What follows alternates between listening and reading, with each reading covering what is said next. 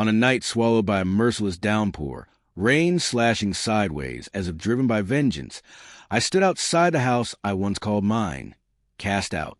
The door had crashed shut with a violence that reverberated through my core, chased by the jagged sound of laughter leaking from beneath the frame. How long will you survive out there in the chill? A voice taunted, cutting like a blade. In that instant, I was no longer a spouse. I was a jest. My sodden clothes clung to me, my pride a heavier burden. Through the curtains, I glimpsed my wife's silhouette gliding past the companions, raising wine glasses in a cruel salute to my disgrace. They found it uproarious. They anticipated my groveling, my pleas to be let back in. I refused. 13 years is a vast expanse of vanish, long enough for your name to disappear from address books, for your spouse to wed again, not once but twice. Yet it's too brief to dull the ache of treachery. Before that night, I believed my bond with Leah was indestructible. Her gaze, tender and enveloping, made me feel like the center of her world. In the stillness of our bedroom, she'd whisper vows of forever, of family, of dreams woven together. I placed absolute faith in her. What a fool I'd been. Looking back, the cracks were always there, faint but unmistakable.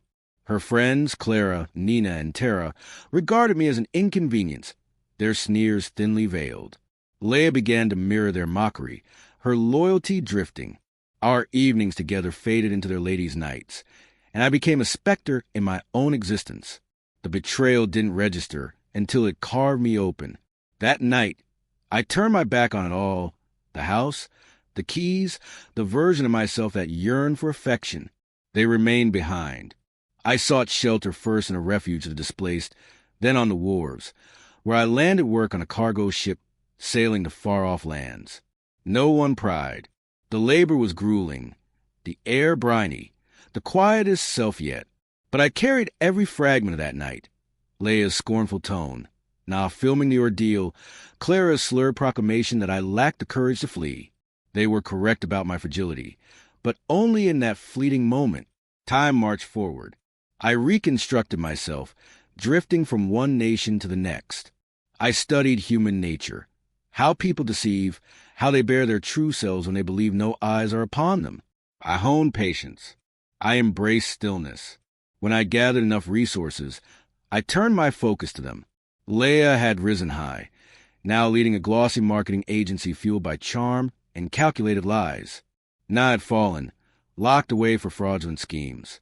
Clara's marriage had dissolved into ruin. Tara had vanished, claimed by a fatal indulgence. They dispersed like vermin, scattering before a sudden glare. But I was unhurried. 3 months prior, I engineered a reunion, a funding proposal veiled by a fabricated identity and supported by genuine capital crossed Leah's desk. It was my gateway back into her orbit, an opportunity to confront her once more. We met in the subdued glow of a hotel bar. She didn't place me at first. The beard, the unbounded posture, the eyes that had endured storms. They cloaked me. She offered her hand, all professionalism.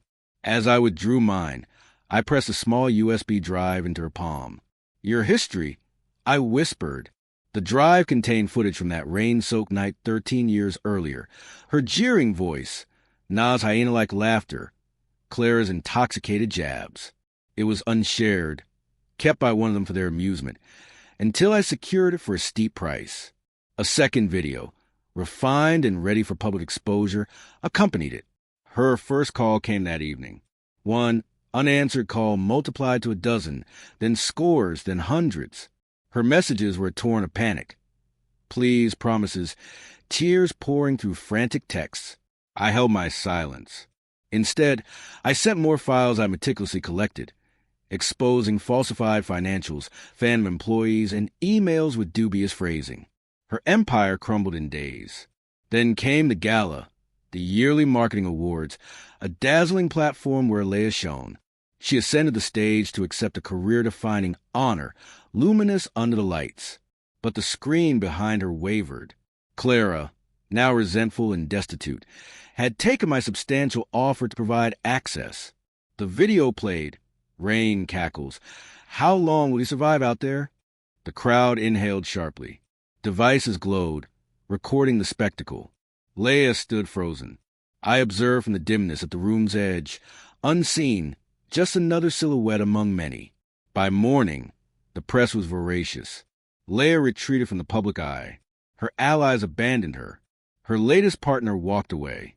It was nearly poetic. Days ago, I passed her home.